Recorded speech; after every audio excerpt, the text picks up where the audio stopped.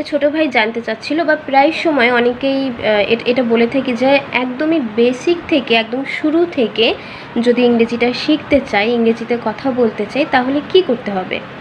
তো এই ক্ষেত্রে আমার যেটা মনে হয়, পার্সোনালি আমার মনে হয় যে আপনি যদি টেন্সটা শিখতে পারেন, টেন্সটা যদি একবার সুন্দর করে শিখতে পারেন, আপনার জন্য এটা খুবই ইজি হয়ে যাবে। কজ এক টেন্স শিখলেই আপনি বুঝতে পারবেন আপনি যে কথাটা ভবিষ্যতে করা নিয়ে বলতে চাচ্ছেন, সেই কথাটা কিভাবে তৈরি করতে হবে, অতীতের কোনো কথাকে কিভাবে প্রেজেন্ট করতে হবে, বর্তমানের কথাটা কিভাবে প্রেজেন্ট করতে হবে, সব কিছুই শিখতে পারবেন আপনি শুধুমাত্র টেন্স দ্বারা।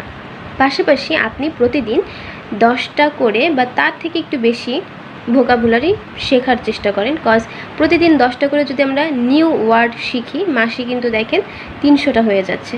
সো হয় কি অনেক সময় কথা বলতে বলতে আমরা আটকে যাই, কারণ এরপরে যে শব্দটা, সেই শব্দটার ইংরেজিটাই আমরা জানি না। আপনাকে ছোট ছোট কিছু রুলস জানতে হবে, প্লাস টেন্স জানতে হবে, প্লাস প্রচুর পরিমাণের ভোকাবুলারি জানতে হবে।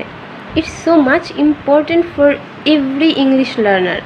ওকে, সো আপনারা যে